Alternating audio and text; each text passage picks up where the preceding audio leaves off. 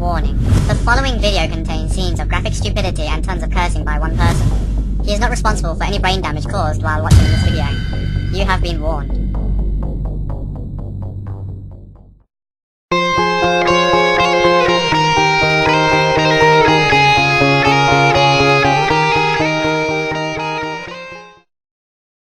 This is the story of a man named Stanley.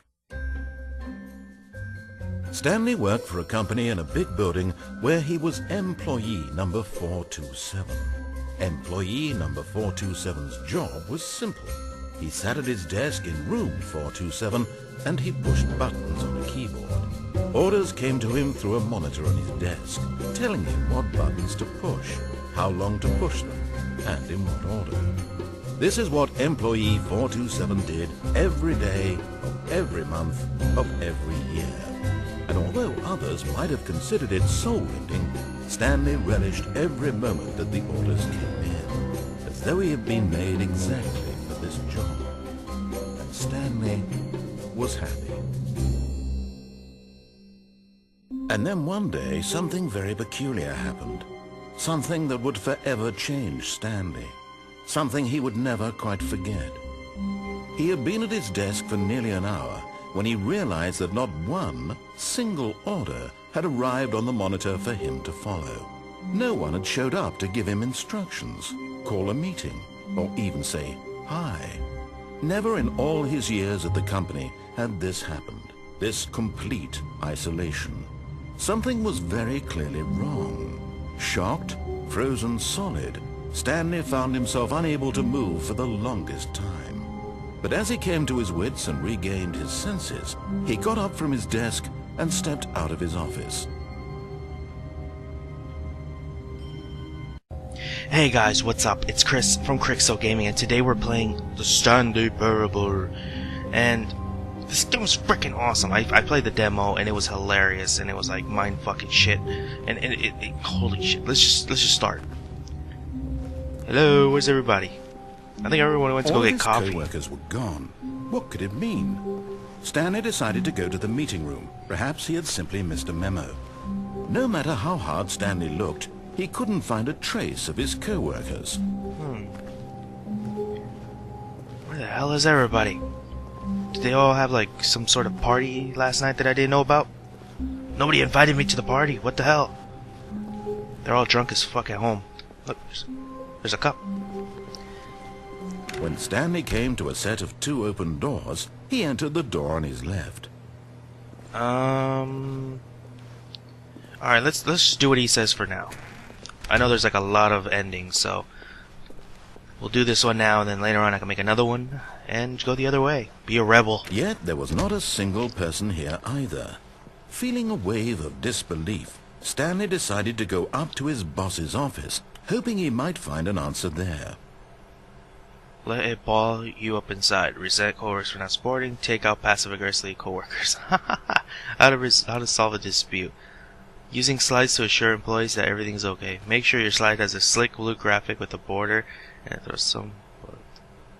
Oh my god, that's awesome. Let's see, what else do we have here that we can read? Meeting room. The future was yesterday. Tomorrow is now. That's cool. Get Chris out of the broom closet. What? I'm in the broom closet? Let's go get him. Number of slides. Okay, let's keep going. Where's the damn broom closet? Chris!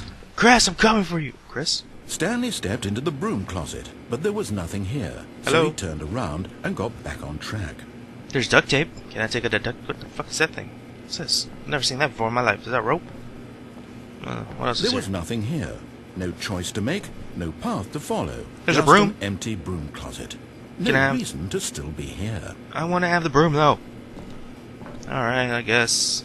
Sorry, Chris. Can't save you. I don't know what the fuck you are, but... It was baffling that Stanley was still just sitting in the broom closet. Coming to a staircase, Stanley walked upstairs to his boss's office. No. Wait, no. Fuck that. Let's just be a rebel for now and just go down. I want to see this place. Red light. There's a door back there. Nope. Wait. Nope. Ooh, there's a car. Can I But drive? Stanley just couldn't do it. He considered the possibility of facing his boss, admitting he had left his post during work hours. He might be fired for that. And in such a competitive economy, why had he taken that risk? All because he believed everyone had vanished? His boss would think he was crazy. And then something occurred to Stanley. Maybe, he thought to himself, maybe I am crazy. Wait, what the All fuck? of my co-workers blinking mysteriously out of existence in a single moment for no reason at all? None of it made any logical sense. And as Stanley pondered this, he began to make other strange observations. For example, why couldn't he see his feet when he looked down? What? Why did doors close automatically behind him wherever he went? True. And for that matter, these rooms were starting to look pretty familiar. Were Yeah, they they simply are. repeating?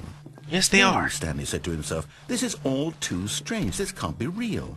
And at last, he came to the conclusion that had been on the tip of his tongue. He just hadn't found the words for it. I'm dreaming! Oh, he yeah. yelled. Perfect. This is all a dream. Oh, what a relief Stanley felt to have finally found an answer, an explanation. His co-workers weren't actually gone. He wasn't going to lose his job. He wasn't crazy after all. And he thought to himself, I suppose I'll wake up soon. I'll have to go back to my boring real-life job pushing buttons. I may as well enjoy this while I'm still lucid. So, he imagined himself flying and began to gently float above the ground. Oh, what the fuck? What the Then hell's he going on? imagined himself soaring through space on a magical starfield, and it too appeared. Whoa. It was so much fun, and Stanley marveled that he had still not woken up. How was he remaining so lucid? And then perhaps the strangest question of them all entered Stanley's head. One he was amazed he hadn't asked himself sooner. Why is there a voice in my head dictating everything that I'm doing and thinking? Now the voice was describing itself being considered by Stanley, who found it particularly strange. I'm dreaming about a voice describing me. Get me out of thinking here! About how it's describing my thoughts, he thought. And while he thought it all very odd, and wondered if this voice spoke to all people in their dreams, the truth was that, of course, this was not a dream. How could it be? Was Stanley simply deceiving himself, believing that if he's asleep, he doesn't have to take responsibility for himself? Stanley is as awake right now as he's ever been in his life. Now, hearing the voice speak these words was quite a shock to Stanley. After all, he knew for certain, beyond a doubt, that this was in fact a dream. Did the voice not see him float and make the magical stars just a moment ago? How else would the voice explain all that? This voice was a part of himself too. Surely, if he could just... He would prove it.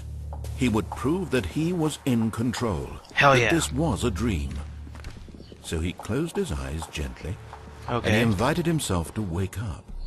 He felt the cool weight of the blanket on his skin, Yes. the press of the mattress on his back, Yes. the fresh air of a world outside this one. Let me wake up. Much of a bet I'm thought to gonna himself. end up back in my I'm office. through with this dream. I wish it to be over. Let me go back to my job. Let me continue pushing the buttons. Please. It's all I want. I want my apartment, and my wife, and my job. All I want is my life exactly the way it's always been. My life is normal. I am normal. Everything will be fine. I am okay.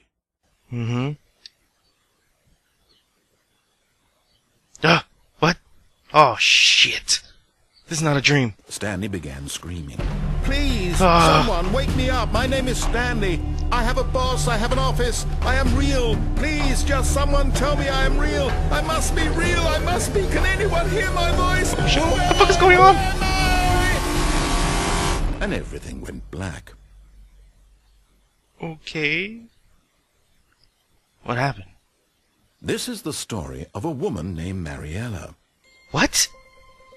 Wasn't I Stanley? Mariella woke up on a day like any other. She arose, got dressed, gathered her belongings, and walked to her place of work. What the But on fuck? this particular day, her walk was interrupted by the body of a man who had stumbled through town talking and screaming to himself, and then collapsed dead on the sidewalk. And What? although she would soon turn to go call for an ambulance, For just a few brief moments, she considered the strange man. He was obviously crazy. This much she knew. Everyone knows what crazy people look like.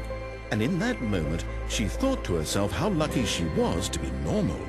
I am sane. I am in control of my mind. I know what is real and what isn't. It was comforting to think this, and in a certain way, seeing this man made her feel better. But then she remembered the meeting she had scheduled for that day. The very important people whose impressions of her would affect her career, and by extension, the rest of her life. She had no time for this, so it was only a moment that she stood there, staring down at the body. And then she turned and ran. What the hell? Alright guys, that's it for today. Holy crap, that was weird as fuck. That was like, holy shit, that was awesome.